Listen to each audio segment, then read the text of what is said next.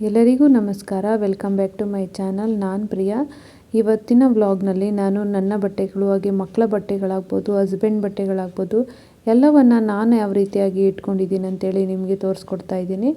ಹಾಗೆ ಈ ವಿಡಿಯೋನ ಪೂರ್ತಿಯಾಗಿ ನೋಡಿ. ಇಷ್ಟ ಆದರೆ ದಯವಿಟ್ಟು ಒಂದು ಲೈಕ್ ಮಾಡಿ, ಹಾಗೆ ನನ್ನ ಚಾನಲನ್ನು ಸಬ್ಸ್ಕ್ರೈಬ್ ಮಾಡ್ಕೊಂಡು ನೋಡಿ ಅಂತ ಹೇಳ್ತಾ ಇದ್ದೀನಿ. ಹಾಗೆ ಬನ್ನಿ ಇವಾಗ ನಾನು ಯಾವ ರೀತಿಯಾಗಿ ಇಟ್ಕೊಂಡಿದ್ದೀನಿ ಅಂತೇಳಿ ನಿಮಗೆ ತೋರಿಸ್ಕೊಡ್ತಾ ಇದ್ದೀನಿ. ಮೊದಲು ನಾನು ವಾರ್ಡ್ರೂಮ್ನಲ್ಲಿರುವ ಬಟ್ಟೆಗಳನ್ನೆಲ್ಲ ತೆಗೆದು ಈಚೆ ಹಾಕಿ, ನಂತರ ವಾರ್ಡ್ರೂಮ್ನಲ್ಲಿ ಸ್ವಲ್ಪ ಏನಾದರೂ ಧೂಳೇನಾದರೂ ಇತ್ತಂದರೆ ನೀಟಾಗಿ ಕ್ಲೀನ್ ಮಾಡ್ಕೊಂಡು ಬಿಡ್ತೀನಿ.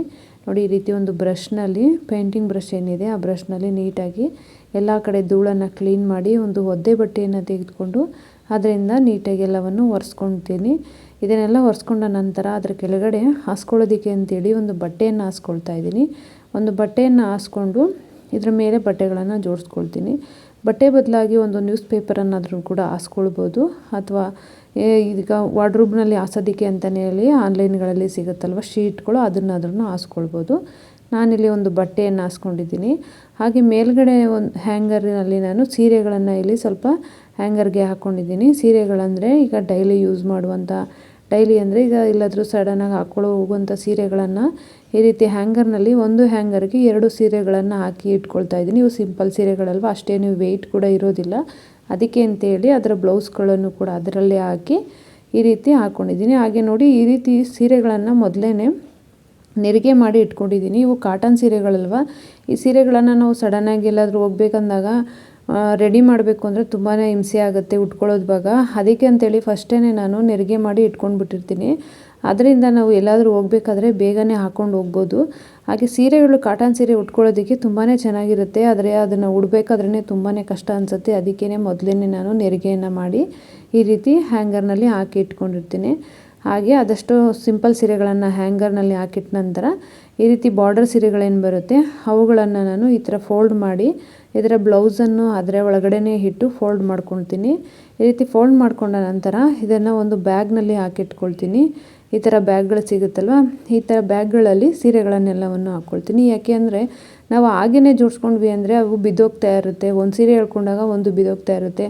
ಹಾಗೆಯೇ ಸ್ವಲ್ಪ ಧೂಳು ಕೂಡ ಆಗುತ್ತಲ್ವ. ಈ ರೀತಿ ಸ್ವಲ್ಪ ಕಾಸ್ಟ್ಲಿ ಸೀರೆಗಳನ್ನು ನಾವು ನೀಟಾಗಿ ಇಟ್ಕೊಳ್ಬೇಕಾಗತ್ತೆ. ಒಂದು ಬಟ್ಟೆನಲ್ಲಾದ್ರೂ ಪಂಚೆಗಳು ಬರುತ್ತಲ್ವ, ಅದರಲ್ಲಿ ಸುತ್ತಿ ಕೂಡ ಇಟ್ಕೊಳ್ತಾರೆ. ಇಲ್ಲಾಂದರೆ ಈ ಥರ ಸೀರೆ ಆರ್ಗನೈಸರ್ ಸಪ್ರೇಟ್ ಒಂದೊಂದು ಸೀರೆಗೆ ಒಂದೊಂದು ಬ್ಯಾಗು ಕೂಡ ಸಿಗುತ್ತೆ. ಇಲ್ಲ ಈ ಥರ ಒಂದು ಬ್ಯಾಗ್ನಲ್ಲೇ ಒಂದು 15ರಿಂದ ಸೀರೆಯನ್ನು ಇಡ್ಬೋದು. 15 ಸೀರೆ ಅಂತೂ ಇಡ್ಬೋದು. ಈ ಥರ ಬ್ಯಾಗ್ನಲ್ಲಿ ಇಟ್ಕೊಳ್ಬೋದು. ಅದಕ್ಕೆ ನಾನು ಈ ಥರ ಬ್ಯಾಗನ್ನು ತರಿಸ್ಕೊಂಡಿದ್ದೇನೆ. ಹಾಗೆ ಒಂದು ಸಿಂಪಲ್ ಆದಂಥ ಟಿಪ್ಸು ನಿಮಗೆ ಏನಂದರೆ, ಈ ಥರ ಬಾರ್ಡರ್ ಸೀರೆಗಳು, ರೇಷ್ಮೆ ಸೀರೆಗಳೇನು ಬರುತ್ತೆ ಅವುಗಳನ್ನು ನಾವು ಒಂದು 6 ತಿಂಗಳಿಗೋ ಅಥವಾ 2 ತಿಂಗಳಿಗೂ ಒಂದು ಸಲನಾದ್ರೂ ನಾವು ಇವುಗಳನ್ನು ಮಡಿಕೆಗಳು ಈ ರೀತಿ ಮಡಿಸಿದಾಗ ಈ ರೀತಿ ಗೆರೆಗಳು ಬಂದಿರುತ್ತಲ್ವ, ಇವುಗಳನ್ನು ಇದೇ ರೀತಿಯಾಗಿ ಮಡಚಿ ನಾವು ಇಡ್ತಾ ಇದ್ರೆ ಏನಾಗುತ್ತೆ ಅಂದರೆ ಆ ಗೆರೆಗಳ ಹತ್ರನೇ ಸೀರೆ ಪಸ್ತೋಗ್ತಾ ಇರುತ್ತೆ. ಅದಕ್ಕೆ ನಾವೇನು ಮಾಡಬೇಕು ಅಂದರೆ ಈ ಸೀರೆಗಳನ್ನು ಆವಾಗವಾಗ ಈ ಥರ ಉಲ್ಟಾ ಮಾಡಿ ಮಡ್ಚ್ಕೊಳ್ಬೇಕು. ಇಲ್ಲ ಎಲ್ಲಾದರೂ ವೇರ್ ಮಾಡಿ ಬಂದಮೇಲೆ ಸೀರೆಯನ್ನು ಫೋಲ್ಡಿಂಗನ್ನು ಚೇಂಜ್ ಮಾಡ್ಕೊಳ್ಬೇಕು. ನಾವೀಗ ಸೀದದಲ್ಲಿ ಸೀರೆ ಮಡಚಿದ್ವಿ ಅಂದರೆ ನೆಕ್ಸ್ಟ್ ಮಡಿಸಿದಾಗ ಉಲ್ಟಾ ಮಾಡಿ ಮಡ್ಚ್ಕೊಂಡಾಗ ಆ ಗೆರೆಗಳು ಬೇರೆ ಕಡೆ ಚೇಂಜ್ ಆಗ್ತಾ ಇರುತ್ತೆ. ಒಂದೇ ಕಡೆ ನಾವು ಗೆರೆ ಬರೋ ರೀತಿಯಲ್ಲಿ ನಾವು ಮಡಚಿ ಇಡ್ತಾ ಇದ್ದರೆ ಅದು ಅಲ್ಲೇ ಸೀರೆ ಪಸ್ತೋಗುತ್ತೆ. ಅದಕ್ಕೆ ಅಂತೇಳಿ ನಾನು ಆವಾಗವಾಗ ಈ ರೀತಿಯಾಗಿ, ಈಗ ಯಾವಾಗಾದರೂ ವಾರ್ಡ್ರೋಬನ್ನು ಕ್ಲೀನ್ ಮಾಡಿದಂಥ ಸಂದರ್ಭಗಳಲ್ಲಿ ಸೀರೆಯನ್ನು ಫೋಲ್ಡಿಂಗನ್ನು ಬಿಚ್ಚಿ ಈ ಥರ ಮಡಚಿ ಉಲ್ಟಾ ಮಾಡಿ ಎತ್ತಿಟ್ಕೊಳ್ತೀನಿ. ಇದರಿಂದ ಸೀರೆಗಳು ಅಷ್ಟೇನು ಹರಿದೋಗೋ ಚಾನ್ಸಸ್ ಇರೋದಿಲ್ಲ. ಅದಕ್ಕೆ ಅಂತ ಹೇಳಿ ತುಂಬಾ ಹಳೆ ಈಗ ಮದುವೆ ಟೈಮ್ನಲ್ಲಿ ತೆಕ್ಕೊಳ್ಳುವಂಥ ಸೀರೆಗಳೆಲ್ಲನೂ ಕೂಡ ಈ ಥರ ಮಾಡಿ ಇಟ್ಕೊಂಡ್ರೆ ತುಂಬ ದಿನ ಚೆನ್ನಾಗೇ ಇರುತ್ತೆ. ಈ ಥರ ಎಲ್ಲವನ್ನು ಮಡಚಿ ಅದರ ಬ್ಲೌಸನ್ನು ಅದರೊಳಗಡೆ ಹಾಕಿ ಈ ಥರ ಸೀರೆಗಳನ್ನು ಈ ಬ್ಯಾಗ್ನಲ್ಲಿ ಇಟ್ಕೊಂಡು ಬಿಡ್ತೀನಿ. ಈ ಥರ ಇಟ್ಕೊಂಡಾಗ ನಮಗೆ ಯಾವ ಸೀರೆ ಎಲ್ಲಿದೆ ಅಂತಲೂ ಕೂಡ ಚೆನ್ನಾಗಿ ಕಾಣಿಸುತ್ತೆ. ಹಾಗೆ ಎತ್ಕೊಳ್ಬೇಕಾದ್ರೂ ಕೂಡ ಬೇರೆ ಸೀರೆಗಳಿಗೆ ಡಿಸ್ಟರ್ಬ್ ಆಗೋದಿಲ್ಲ. ಆ ರೀತಿಯಾಗಿ ನಾವು ಅದರ ಸೀರೆ ಬ್ಲೌಸನ್ನು ಜೊತೆಯಲ್ಲೇ ಇಟ್ಕೊಂಡ್ವಿ ಅಂದರೆ ಆರಾಮವಾಗಿ ತೆಕ್ಕೊಳ್ಬೋದು. ನೋಡಿ, ಈಗ ಈ ಥರ ಸೀರೆ ಬಾರ್ಡರ್ ಸೀರೆಗಳನ್ನೆಲ್ಲವನ್ನು ಕೂಡ ಈ ಥರ ಬ್ಯಾಗ್ನಲ್ಲೇ ತುಂಬಿಸಿದ್ದೀನಿ. ನೋಡಿ, ಈ ರೀತಿಯಾಗಿ ತುಂಬಿಸಿ ಈಗ ಜಿಪ್ಪನ್ನು ಲಾಕ್ ಮಾಡಿ ಇದನ್ನು ನೋಡಿ ಎಷ್ಟು ಸೀರೆ ಹಿಡಿಸಿದೆ ಅಂತೇಳಿ ಒಂದು 15 ಸೀರೆ ಅಂತೂ ಹಿಡಿಸ್ಕೊಂಡಿದೆ. ಈ ರೀತಿ ಹಾಕ್ಕೊಂಡು ಇಲ್ಲಿ ಖಾಲಿ ಇತ್ತಲ್ವ ಸೀರೆಗಳನ್ನು ಮೇಲ್ಗಡೆ ಹ್ಯಾಂಗರ್ ಮಾಡಿದ್ನಲ್ಲ, ಅದರ ಕೆಳಗಡೆ ಜಾಗ ಇತ್ತಲ್ಲ, ಅಲ್ಲಿ ಇದನ್ನು ಇಟ್ಕೊಳ್ತಾ ಇದ್ದೀನಿ. ಹಾಗೆ ಇದೇ ರೀತಿಯಾಗಿ ಇನ್ನೊಂದು ಬ್ಯಾಗ್ನಲ್ಲೂ ಕೂಡ ಸೀರೆಗಳನ್ನು ತುಂಬಿಸಿದೆ, ಅದನ್ನು ಕೂಡ ಇಲ್ಲಿ ಇಟ್ಟಿದ್ದೀನಿ. ಈಗ ಇವೆರಡು ಸೀರೆ ಬ್ಯಾಗನ್ನು ಇಲ್ಲಿ ಕೆಳಗಡೆ ಇಟ್ಟಿದ್ದೀನಿ, ಇದರ ಕೆಳಗಡೆ. ಹಾಗೆ ಇನ್ನೊಂದು ಸ್ವಲ್ಪ ಪಕ್ಕದಲ್ಲಿ ಜಾಗ ಇದೆಯಲ್ಲ, ಅಲ್ಲಿ ನಾವು ಯಾವುದಾದ್ರೂ ಬೇರೆ ಸೀರೆಗಳಿಗೆ ಮ್ಯಾಚಿಂಗ್ ಬ್ಲೌಸ್ಗಳು ಬೇಕಾಗುತ್ತಲ್ಲ, ಈ ಬ್ಲ್ಯಾಕು ಗೋಲ್ಡನ್ನು ಆ ಥರ ಮ್ಯಾಚಿಂಗ್ ಬ್ಲೌಸ್ಗಳನ್ನು ನಾನು ಈ ಲಾಸ್ಟ್ ಸೈಡಲ್ಲಿ ಗ್ಯಾಪ್ ಇದೆಯಲ್ಲ ಇಲ್ಲಿ ಇಟ್ಕೊಳ್ತಾ ಇದ್ದೀನಿ. ಈ ಬ್ಲೌಸ್ಗಳು ಯಾವ ಸೀರೆಗಾದರೂ ವೇರ್ ಮಾಡ್ಕೊಳ್ಬೋದಲ್ವ, ತಕ್ಷಣಕ್ಕೆ ಬೇಕಾಗುತ್ತೆ ಅಂತೇಳಿ ಈ ಥರ ಸೈಡ್ನಲ್ಲಿ ಜಾಗ ಇರೋ ಕಡೆ ಇಟ್ಕೊಂಡಿದ್ದೀನಿ. ಇದು ಮೊದಲನೇ ಸ್ಟೆಪ್ನಲ್ಲಿ ನಾನು ಜೋಡಿಸ್ಕೊಂಡಿರೋದು. ಹಾಗೆ ಅದರ ಕೆಳಗಡೆ ಸ್ಟೆಪ್ನಲ್ಲಿ ನಾವೆಲ್ಲಾದರೂ ಹೊರಗಡೆ ಹೋಗುವಂತಹ ಡ್ರೆಸ್ಗಳನ್ನು ಇಲ್ಲಿ ಜೋಡಿಸ್ಕೊಳ್ತಾ ಇದ್ದೀನಿ. ಈ ಡ್ರೆಸ್ಗಳೆಲ್ಲವೂ ಕೂಡ ಇದರ ಪ್ಯಾಂಟು, ವೇಲು ಇವೆಲ್ಲವನ್ನು ಸೇರಿಸಿ ನೀಟಾಗಿ ಫೋಲ್ಡ್ ಮಾಡಿ ಇಲ್ಲಿ ಜೋಡಿಸ್ಕೊಳ್ತಾ ಇದ್ದೀನಿ. ಈ ಡ್ರೆಸ್ಗಳು ವೇಲು, ಪ್ಯಾಂಟು ಎಲ್ಲವನ್ನು ಒಂದೇ ಕಡೆ ಹಾಕಿಟ್ಕೊಳ್ಳೋದ್ರಿಂದ ನಮಗೆ ಹುಡ್ಕೋದಕ್ಕೆ ಈಸಿ ಆಗುತ್ತೆ ಅಂತೇಳಿ ಈ ಥರ ಫೋಲ್ಡಿಂಗ್ ಮಾಡಿ ಅಲ್ಲಿ ಇಟ್ಕೊಂಡಿದ್ದೀನಿ. ಹಾಗೆ ಅದರ ಪಕ್ಕದಲ್ಲಿ ಕುರ್ತೀಸ್ಗಳನ್ನು ಇಲ್ಲಿ ಇಟ್ಕೊಳ್ತಾ ಇದ್ದೀನಿ. ಇವುಗಳನ್ನು ನೀಟಾಗಿ ನಾವು ಫೋಲ್ಡ್ ಮಾಡಿ ಈ ಥರ ಇಟ್ಕೊಂಡ್ವಿ ಅಂದರೆ ಎತ್ಕೊಳ್ಬೇಕಾದ್ರೆ ನೀಟಾಗಿ ಎತ್ಕೊಂಡು ಬಿಡ್ಬೋದು. ಹಾಗೆ ಯಾವ ಟಾಪ್ ಎಲ್ಲಿದೆ ಅಂತಲೂ ಕೂಡ ಚೆನ್ನಾಗಿ ಕಾಣಿಸುತ್ತೆ. ನಾವು ಎತ್ಕೊಳ್ಬೇಕಾದ್ರೆ ನೋಡಿ, ಮೇಲ್ಗಡೆ ಭಾಗವನ್ನು ಈ ರೀತಿ ಮೇಲ್ಗಡೆ ಒಂದು ಕೈಯಲ್ಲಿ ಎತ್ತಿಟ್ಕೊಂಡು ಇನ್ನೊಂದು ಕೈನಲ್ಲಿ ಒಂದು ಟಾಪ್ ಎಳ್ಕೊಂಡ್ರೆ ಬೇರೆ ಟಾಪ್ಗಳು ಆರಾಮಾಗಿ ಡಿಸ್ಟರ್ಬ್ ಆಗದೆ ಇರುತ್ತೆ. ಹಾಗೆಯೇ ಯಾವುದು ಕೂಡ ಬಿದ್ದೋಗೋದಿಲ್ಲ. ಈ ರೀತಿಯಾಗಿ ಜೋಡಿಸ್ಕೊಳ್ಬೋದು. ಹಾಗೆ ಅದ್ರ ಪಕ್ಕದಲ್ಲಿ ಈ ಜೀನ್ಸ್ ಮೇಲೆ ಹಾಕೊಳ್ಳುವಂಥ ಟಾಪ್ಗಳು ಹಾಗೆ ಜೀನ್ಸ್ ಪ್ಯಾಂಟ್ಗಳನ್ನು ಅದರ ಮೇಲೆ ಜೋಡಿಸ್ಕೊಂಡಿದ್ದೇನೆ. ಹಾಗೆ ಇನ್ನು ಹತ್ರ ಪಕ್ಕದಲ್ಲಿ ಉಳ್ಕೊಂಡಿರೋ ಜಾಗದಲ್ಲಿ ಲೆಗ್ಗಿನ್ಸ್ ಪ್ಯಾಂಟ್ಗಳನ್ನು ನೀಟಾಗಿ ಫೋಲ್ಡ್ ಮಾಡಿ ಅದರ ಪಕ್ಕದಲ್ಲಿ ಇಟ್ಕೊಂಡಿದ್ದೀನಿ. ಈ ರೀತಿಯಾಗಿ ಇಲ್ಲಿ ಜೋಡಿಸಿದ್ದೀನಿ. ಹಾಗೆ ವೇಲ್ಗಳನ್ನು ಈಗ 2-3 ಡ್ರೆಸ್ಗಳಿಗೆ ಒಂದೇ ವೇಲನ್ನು ವೇರ್ ಮಾಡ್ತಾ ಇರ್ತೀವಲ್ವ, ಅಂಥ ವೇಲ್ಗಳನ್ನು ಏನು ಮಾಡ್ತೀನಿ, ನೀಟಾಗಿ ಫೋಲ್ಡ್ ಮಾಡಿ ಅವುಗಳನ್ನು ಈ ರೀತಿಯಾಗಿ ರೋಲ್ ಮಾಡ್ಕೋತೀನಿ. ಈ ರೀತಿ ರೋಲ್ ಮಾಡಿ ಯಾವುದಾದ್ರು ಪ್ಲಾಸ್ಟಿಕ್ ಬಾಕ್ಸ್ ಇರುತ್ತಲ್ವ ನೋಡಿ, ಈ ಥರ ಬಾಕ್ಸ್ಗಳಲ್ಲಿ ನೀಟಾಗಿ ಜೋಡಿಸ್ಕೊಳ್ತೀನಿ. ಈ ರೀತಿ ಜೋಡಿಸ್ಕೊಳ್ಳೋದ್ರಿಂದ ಏನಾಗುತ್ತೆ, ಬೇಕಂದಾಗ ಆರಾಮಾಗಿ ವೇಲ್ ಎಳ್ಕೊಳ್ಬಿಡ್ಬೋದು. ಒಂದ್ರ ಮೇಲೆ ಒಂದು ಇಟ್ಟರೆ ಇವು ಜಾರ್ಕೊಂಡು ಬೀಳ್ತಾ ಇರುತ್ತೆ. ಹಾಗೆ ಫೋಲ್ಡಿಂಗ್ ಕೂಡ ಹಾಳಾಗುತ್ತೆ. ಅದಕ್ಕೆ ಅಂತೇಳಿ ಈ ಥರ ಒಂದು ಬಾಕ್ಸ್ನಲ್ಲಿ ಹಾಕಿಟ್ಕೊಂಡಿದ್ದೀನಿ. ಈಗ 3ನೇ ಸ್ಟೆಪ್ನಲ್ಲಿ ಇದು 3 ಸ್ಟೆಪ್ ಇದೆ ಇದು ಬೀರು, ಅದಕ್ಕೋಸ್ಕರ ಈ ರೀತಿಯಾಗಿ ಈ 3ನೇ ಸ್ಟೆಪ್ನಲ್ಲಿ ಡೈಲಿ ಯೂಸ್ ಮಾಡುವಂತಹ ಬಟ್ಟೆಗಳನ್ನು ಇಲ್ಲಿ ಇಟ್ಕೊಳ್ತಾ ಇದ್ದೀನಿ. ಟಾಪ್ಗಳು, ಆಗ ಪ್ಯಾಂಟ್ಗಳು, ಲೆಗ್ಗಿನ್ಸ್ ಪ್ಯಾಂಟು ಅಂಥ ಪ್ಯಾಂಟು, ಟಿ ಶರ್ಟ್ಗಳು ಎಲ್ಲವನ್ನು ಕೂಡ ಇಲ್ಲಿ ನೀಟಾಗಿ ಫೋಲ್ಡ್ ಮಾಡಿ ಒಂದ್ರ ಪಕ್ಕದಲ್ಲೊಂದನ್ನು ಜೋಡಿಸ್ಕೊಂಡಿದ್ದೀನಿ. ಇವು ಡೈಲಿ ವೇರ್ ಮಾಡುವಂತಹ ಬಟ್ಟೆಗಳು. ಹಾಗೆ ಅದರ ಪಕ್ಕದಲ್ಲಿ ವೇಸ್ಟ್ ಬಾಕ್ಸ್ನಲ್ಲಿ ಇನ್ನರ್ಸ್ ವೇರ್ಸ್ಗಳೇನಿರುತ್ತೆ ಅವನ್ನೆಲ್ಲವನ್ನು ಕೂಡ ಒಂದರಲ್ಲಿ ಒಂದೊಂದು ಥರ ಹಾಕಿ ಇಲ್ಲಿ ಸೆಟ್ ಮಾಡ್ಕೊಂಡಿದ್ದೀನಿ. ನೋಡಿ, ಇದು ಬಂದು ನನ್ನ ಬಟ್ಟೆಗಳನ್ನು ನಾನು ಈ ರೀತಿಯಾಗಿ ಆರ್ಗನೈಸ್ ಮಾಡ್ಕೊಂಡಿರೋದು. ಇರುವಂಥ ಬಟ್ಟೆಗಳನ್ನೇ ನಾವು ನೀಟಾಗಿ ಆರ್ಗನೈಸ್ ಮಾಡಿ ಇಟ್ಕೊಂಡ್ವಿ ಅಂದರೆ ವಾರ್ಡ್ರೋಬ್ ನೋಡೋದಕ್ಕೆ ಚೆನ್ನಾಗಿ ಕಾಣಿಸುತ್ತೆ. ನಾವು ತೆಕ್ಕೊಳ್ಬೇಕಾದ್ರೂ ಕೂಡ ಅಷ್ಟೇ, ನಾವು ನೀಟಾಗಿ ತೆಕ್ಕೊಳ್ಳೋದು ಮುಖ್ಯ ಆಗಿರುತ್ತೆ. ಹಾಗೆಯೇ ಇನ್ನು ಮಕ್ಕಳ ಬಟ್ಟೆ ವಾರ್ಡ್ರೋಬ್ ಬಂದರೆ ಅವ್ರ ಬಟ್ಟೆಗಳಂತೂ ಕೆಲವೊಂದು ಸಾರಿ ನಾವು ಎತ್ಕೊಳ್ಳೋದೇ ಇರುವಂಥ ಟೈಮ್ನಲ್ಲಿ ಅವರಿಗೆ ಎತ್ಕೊಳ್ಳೋದಕ್ಕೆ ಅಂತೇಳಿ ಬಿಡ್ತೀವಲ್ವ, ಆ ಟೈಮಲ್ಲಿ ಏನಾಗುತ್ತೆ ಅಂದರೆ ತುಂಬಾ ಗಲೀಜು ಮಾಡಿಬಿಡ್ತಾರೆ. ನನ್ನ ಮಕ್ಕಳಂತೂ ಅವ್ರು ಯಾವುದಾದ್ರೂ ಒಂದು ಬಟ್ಟೆ ಎಳ್ಕೊಂಡ್ರು ಅಂತಂದರೆ ಇರೋ ಬಟ್ಟೆಗಳನ್ನೆಲ್ಲನೂ ಕೂಡ ಹಾಳು ಮಾಡ್ತಾರೆ. ಎಷ್ಟು ಹೇಳಿದ್ರು ಕೇಳೋದಿಲ್ಲ. ನಾವು ನೀಟಾಗಿ ಜೋಡಿಸಿ ಇಟ್ಟಿರ್ತೀವಲ್ಲ, ನಾವೇ ತೆಕ್ಕೊಡ್ಬೇಕು. ಇಲ್ಲಾಂದರೆ ಈ ರೀತಿ ಮಾಡ್ತಾರೆ. ಕೆಲವೊಂದು ಸಾರಿ ಎತ್ತಿಟ್ಕೊಳ್ತಾರೆ ನೀಟಾಗಿ, ಕೆಲವೊಂದು ಸಾರಿ ಹಾಳು ಮಾಡಿಬಿಡ್ತಾರೆ. ಅದಕ್ಕೆ ಈಗ ಫೋಲ್ಡಿಂಗ್ ಎಲ್ಲ ಹೋಗಿರೋ ಬಟ್ಟೆಗಳನ್ನೆಲ್ಲ ನೀಟಾಗಿ ಒಂದು ಚಾಪೆಯನ್ನು ಹಾಸ್ಕೊಂಡು ಬಟ್ಟೆಗಳ ಫೋಲ್ಡಿಂಗ್ ನೀಟಾಗಿ ಫೋಲ್ಡ್ ಮಾಡಿ ಇಟ್ಕೊಳ್ತಾ ಇದ್ದೀನಿ ಅವ್ರ ಬಟ್ಟೆಗಳನ್ನು.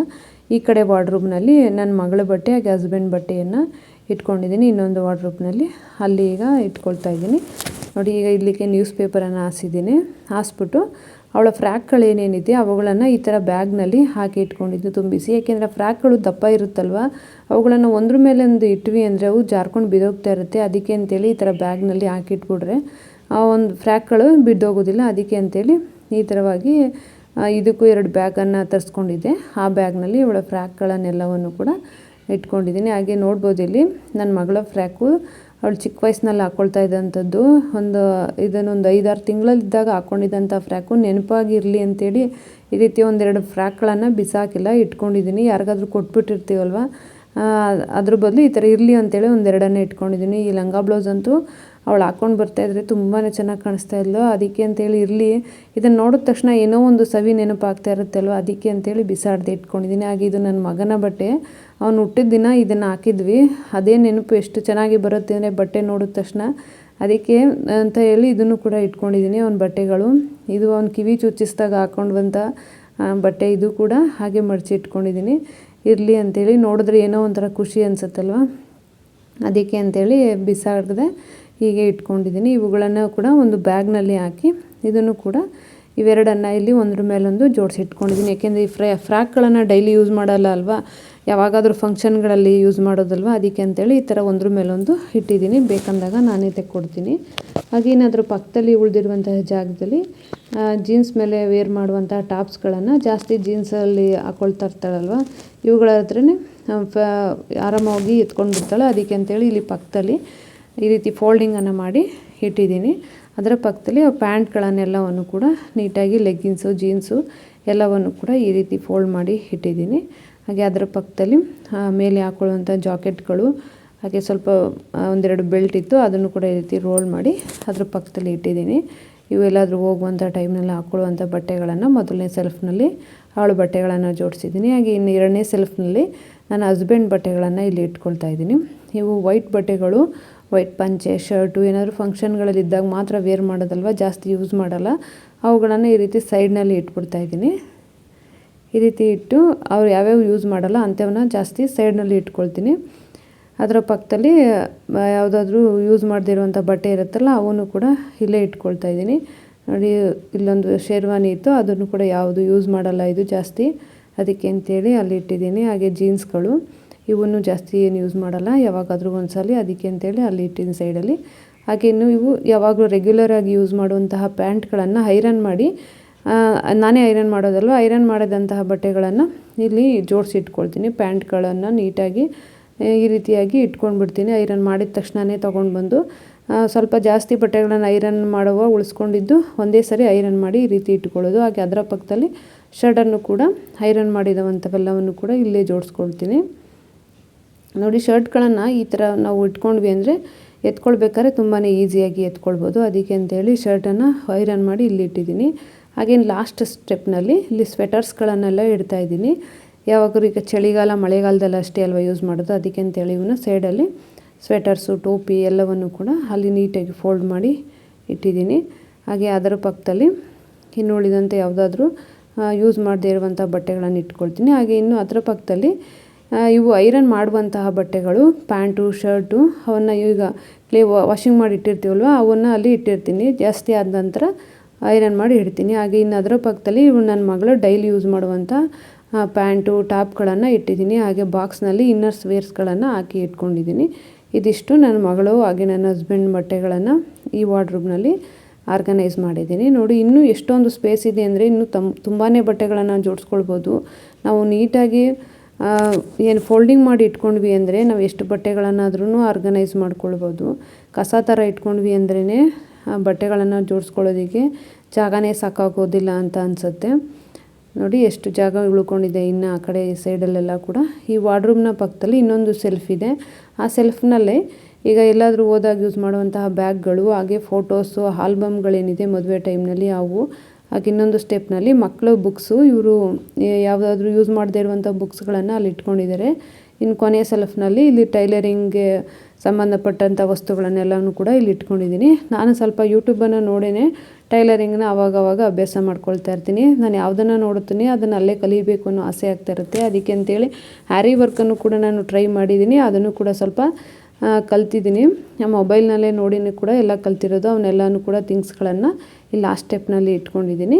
ಇದಿಷ್ಟು ಇದಾದರೆ ಇನ್ನೊಂದು ಬೀರು ಇತ್ತಲ್ಲ, ಈ ಬೀರುನಲ್ಲಿ ನನ್ನ ಮಗನ ಬಟ್ಟೆಗಳು ಹಾಗೆ ಬೆಡ್ಶೀಟ್ಗಳನ್ನು ಇಲ್ಲಿ ಇಟ್ಕೊಂಡಿದ್ದೀನಿ. ಈ ಬೀರುನಲ್ಲಿ ಈಗ ಒಂದು ಸ್ಟೆಪ್ನಲ್ಲಿ ಇಲ್ಲಿ ನನ್ನ ಮಗನ ಬಟ್ಟೆಗಳನ್ನೆಲ್ಲವನ್ನು ಕೂಡ ಇಲ್ಲಿ ಬೀರುನೆಲ್ಲ ನೀಟಾಗಿ ಕ್ಲೀನ್ ಮಾಡಿ ಒರೆಸ್ಕೊಂಡು ಅದಕ್ಕೂ ಕೂಡ ನ್ಯೂಸ್ ಪೇಪರನ್ನು ಹಾಸಿ ಇಲ್ಲಿ ಬಟ್ಟೆಯನ್ನು ಇಟ್ಕೊಳ್ತಾ ಇದ್ದೀನಿ. ಇಲ್ಲಿ ಅವನು ಫಂಕ್ಷನ್ಗಳಿಗೆ ವೇರ್ ಮಾಡುವಂತಹ ಈ ಥರ ಬಟ್ಟೆಗಳಿರುತ್ತಲ್ವ, ಈ ಪ್ಯಾಂಟ್ಗಳೆಲ್ಲ ಅದರ ನೀಟಾಗಿ ಫೋಲ್ಡ್ ಮಾಡಿ ಒಂದ್ರ ಮೇಲೆ ಒಂದು ಪಂಚೆ ಶೇರ್ವಾನಿ ಈ ಥರದವೆಲ್ಲವನ್ನು ಕೂಡ, ಪಂಚೆ ಶರ್ಟ್ಗಳೆಲ್ಲ ಇರುತ್ತಲ್ಲ ಅಂಥವನ್ನೆಲ್ಲವನ್ನು ಕೂಡ ಒಂದು ಸೈಡ್ನಲ್ಲಿ ಇಟ್ಕೊಳ್ತಾ ಇದ್ದೀನಿ. ಇವನ್ನೆಲ್ಲ ಪದೇ ಪದೇ ಏನು ಎತ್ತೋದಿಲ್ಲ ಅಲ್ವಾ, ಅದಕ್ಕೆ ಅಂತೇಳಿ ಈ ಥರ ಜೋಡಿಸಿ ಇಟ್ಕೊಳ್ತೀನಿ. ನೋಡಿ, ಇದಿಷ್ಟು ಬಟ್ಟೆಗಳನ್ನು ಇಲ್ಲಿ ಇಟ್ಟಿದ್ದೀನಿ. ಹಾಗೆ ಅದರ ಪಕ್ಕದಲ್ಲಿ ಅವನು ಯಾವಾಗಲೂ ಹಾಕ್ಕೊಳ್ಳುವಂಥ ಶರ್ಟ್ಗಳಿರುತ್ತಲ್ವ ಆ ಶರ್ಟ್ಗಳನ್ನು ಇಲ್ಲಿ ಜೋಡಿಸ್ಕೊಳ್ತಾ ಇದ್ದೀನಿ. ಮಕ್ಕಳು ಬಟ್ಟೆನೂ ಅಷ್ಟೇ ನಾವು ನೀಟಾಗಿ ಫೋಲ್ಡ್ ಮಾಡಿ ಇಟ್ಕೊಂಡ್ರೆ ಚೆನ್ನಾಗಿ ಕಾಣಿಸುತ್ತೆ. ಹಾಗೆ ಮಕ್ಳಿಗೂ ಕೂಡ ನಾವು ಹೇಳ್ಕೊಡ್ಬೇಕು, ಬಟ್ಟೆಗಳನ್ನು ಎತ್ಕೊಳ್ಬೇಕಾದ್ರೆ ನೀಟಾಗಿ ಎತ್ಕೊಂಡು ನೀಟಾಗಿ ಇಡಬೇಕಂತೇಳಿ ನಾವು ಹೇಗೆ ಹೇಳ್ಕೊಡ್ತೀವೋ ಹಾಗೇ ಕಲಿತಾರೆ ಮಕ್ಕಳು. ನೋಡಿ, ಅಲ್ಲಿ ಈಗ ಪ್ಯಾಂಟ್ಗಳನ್ನು ಇಡ್ತಾ ಇದ್ದೀನಿ. ಏಕೆಂದರೆ ನಾವು ಕಷ್ಟಪಟ್ಟು ಮಾಡಿರ್ತೀವಲ್ವ, ಈಗ ಇವನ್ನೆಲ್ಲ ಕ್ಲೀನ್ ಮಾಡಬೇಕು ಅಂದರೆ ನಮಗೆ ಒಂದಿನ ದಿನ ಹಿಡಿದಿರುತ್ತೆ.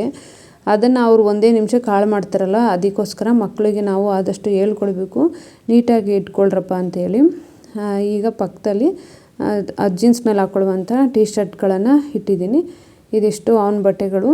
ಹಾಗೆ ಇನ್ನು ಅದರ ಕೆಳಗಡೆ ಸ್ಟೆಪ್ನಲ್ಲಿ ಅವ್ನು ಡೈಲಿ ಯೂಸ್ ಮಾಡುವಂತಹ ಬಟ್ಟೆಗಳನ್ನು ಇಲ್ಲಿ ಇಡ್ತಾ ಇದ್ದೀನಿ. ಡೈಲಿ ಯೂಸ್ ಮಾಡುವಂತಹ ಪ್ಯಾಂಟು ನಿಕ್ಕರ್ಸ್ ಏನೇನಿದೆ ಅದನ್ನೆಲ್ಲ ಅದರ ಕೆಳಗಡೆ ಇಟ್ಟಿದ್ದೀನಿ.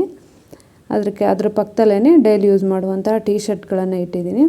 ಇವನು ಸ್ವಲ್ಪ ಚಿಕ್ಕವನಲ್ವ, ಚಿಕ್ಕವನಾದ್ರೂ ಏನಿಲ್ಲ, ಬುದ್ಧಿಗಳನ್ನ ಹೇಳಲೇಬೇಕು ಮಕ್ಕಳುಗಳಿಗೆ. ಸ್ವಲ್ಪ ನಾನೇ ಎತ್ಕೊಡ್ತೀನಿ ಇವನಿಗೆ. ನನ್ನ ಮಗಳು ಅವಳ ಬಟ್ಟೆಗಳನ್ನು ಅವಳೇ ನೀಟಾಗಿ ಜೋಡಿಸಿ ಇಟ್ಕೊಳ್ತಾಳೆ. ಹಾಗೆ ಇನ್ನು ಅದ್ರ ಪಕ್ಕದಲ್ಲಿ ಇಲ್ಲಿ ಖಾಲಿ ಇತ್ತಲ್ವ, ಅಲ್ಲಿ ಒಂದು ಬಾಕ್ಸ್ನಲ್ಲಿ ಅವನ ಇನ್ನರ್ಸ್ ವೇರ್ಸ್ಗಳನ್ನು ಈ ರೀತಿ ಯಾವುದೇ ವೇಸ್ಟ್ ಬಾಕ್ಸನ್ನು ವೇಸ್ಟ್ ಮಾಡದೆ ಈ ರೀತಿಯಾಗಿ ನಾವು ರಿಯೂಸನ್ನು ಮಾಡ್ಕೊಳ್ಬೋದು. ಎಲ್ಲವನ್ನ ದುಡ್ಡು ಕೊಟ್ಟು ಕೊಂಡ್ಕೊಳ್ಳೋದು ನಮ್ಮಂಥ ಮಿಡಲ್ ಕ್ಲಾಸ್ ಫ್ಯಾಮಿಲಿಗೆ ಆಗೋದಿಲ್ಲ ಅಲ್ವಾ. ಅದಕ್ಕೋಸ್ಕರ ಈ ರೀತಿ ವೇಸ್ಟ್ ಬಾಕ್ಸನ್ನು ವೇಸ್ಟ್ ಮಾಡೋ ಬದಲು ಈ ರೀತಿಯಾಗಿ ರಿಯೂಸನ್ನು ಮಾಡ್ಕೊಳ್ಬೋದು. ಕಾಸು ಕೊಟ್ಟು ಕೊಂಡ್ಕೊಳ್ಳೋರಿದ್ರೆ ಕೊಂಡ್ಕೊಂಡು ಇಟ್ಕೊಳ್ಬೋದು.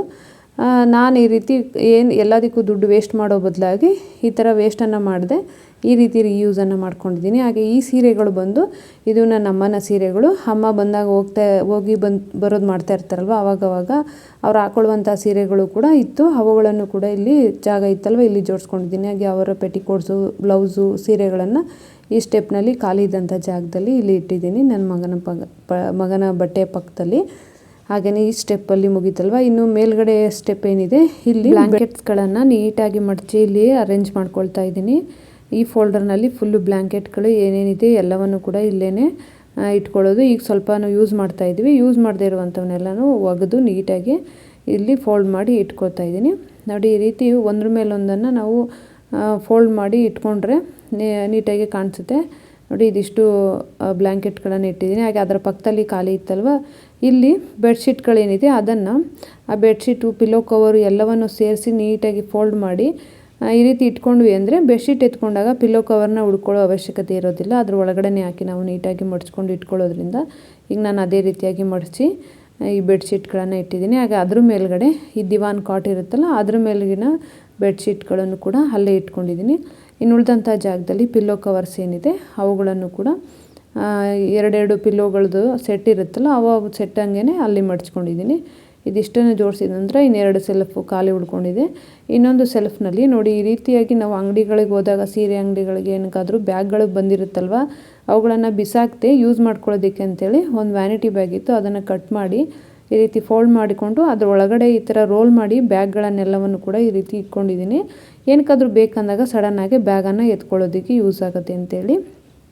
ನೋಡಿ, ಇದಿಷ್ಟು ಇಲ್ಲಿ ಬ್ಯಾಗ್ಗಳನ್ನು ರೋಲ್ ಮಾಡಿ ಇಟ್ಕೊಂಡಿದ್ದೀನಿ ಈ ಸೆಲ್ಫಲ್ಲಿ, ಬೇಕಂದಾಗ ಸಡನ್ನಾಗಿ ಹುಡ್ಕೊಳ್ಳೋದು ತಪ್ಪುತ್ತೆ ಅಂತೇಳಿ. ಹಾಗೆ ಈ ಸ್ಟೆಪ್ನಲ್ಲಿ ಬೆಡ್ಶೀಟ್ಗಳನ್ನು ನೀಟಾಗಿ ಫೋಲ್ಡ್ ಮಾಡಿ ಇಟ್ಟಿದ್ದೀನಿ. ಹಾಗೆ ಈ ಕಡೆ ಬ್ಲ್ಯಾಂಕೆಟ್ಗಳನ್ನು ಇಟ್ಕೊಂಡಿದ್ದೀನಿ. ನಾವು ವಾರ್ಡ್ರೋಬನ್ನು ಕ್ಲೀನ್ ಮಾಡಿ, ಬೀರುವನ್ನು ಕ್ಲೀನ್ ಮಾಡಿ ಈ ರೀತಿ ಫೋಲ್ಡ್ ಮಾಡಿ ಇಟ್ಟಾಗ ನೋಡೋದಕ್ಕೆ ಎಷ್ಟು ಖುಷಿ ಅನಿಸುತ್ತೆ ಅಲ್ವಾ.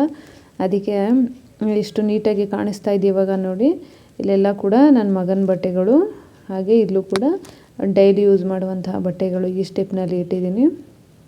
ನೋಡಿ, ಇಷ್ಟು ನೀಟಾಗಿ ಕಾಣಿಸುತ್ತೆ. ಹಾಗೆ ಲಾಸ್ಟ್ ಸ್ಟೆಪ್ನಲ್ಲಿ ಈ ಬಾಕ್ಸ್ನಲ್ಲಿ ಸೀರೆ ಬಾಕ್ಸು, ಇದನ್ನು ಬಿಸಾಕ್ತೆ ಇದರಲ್ಲಿ ಹ್ಯಾಂಡ್ ಟವಲ್ಗಳೇನು ಬರುತ್ತೆ ಅವನ್ನೆಲ್ಲವನ್ನು ಕೂಡ ಇದರಲ್ಲಿ ಈ ರೀತಿ ರೋಲ್ ಮಾಡಿ ಇಟ್ಟಿದ್ದೀನಿ. ಬೇಕಂದಾಗ ಯಾವ್ದು ಬೇಕು ಅದನ್ನು ತೆಕ್ಕೊಳ್ಬೋದು. ಹಾಗೆ ಇನ್ನು ಅದ್ರ ಕೆಳಗಡೆ ಎಲ್ಲಾದರೂ ಹೊರಗಡೆ ಹೋದಾಗ ಯೂಸ್ ಮಾಡುವಂತಹ ಬ್ಯಾಗ್ಗಳು, ಕಿಟ್ ಬ್ಯಾಗು, ಹಾಗೆ ಹೊರಗಡೆ ಟ್ರಿಪ್ ಹೋದಾಗ ಯೂಸ್ ಮಾಡುವಂಥ ಬ್ಯಾಗನ್ನು ಇಟ್ಟಿದ್ದೀನಿ. ಹಾಗೆ ಈ ಕಡೆ ಸೈಡ್ನಲ್ಲಿ ಒಂದು ಕವರ್ನಲ್ಲಿ ಈ ಸೋಫಾ ಕವರ್ಸು, ಅದು ಪಿಲ್ಲೋ ಕವರ್ಸ್ಗಳನ್ನು ಇಟ್ಟಿದ್ದೀನಿ. ಹಾಗೆ ಈ ಬ್ಯಾಗ್ನಲ್ಲಿ ಟೇಬಲ್ ಮೇಲೆ ಹಾಸುವಂತಹ ಬಟ್ಟೆ, ಯಾವುದ್ರ ಮೇಲಾರ ಹಾಸುವಂಥ ಬಟ್ಟೆಗಳನ್ನು ಒಂದು ಬ್ಯಾಗ್ನಲ್ಲಿ ಈ ರೀತಿ ಮಡಚಿ ಅದನ್ನು ಇಟ್ಕೊಂಡಿದ್ದೀನಿ. ಇದಿಷ್ಟು ಈ ಬೀರುವಿನಲ್ಲಿ ಹಾಕ್ಕೊಂಡಿರುವಂತಹ ಬಟ್ಟೆಗಳು.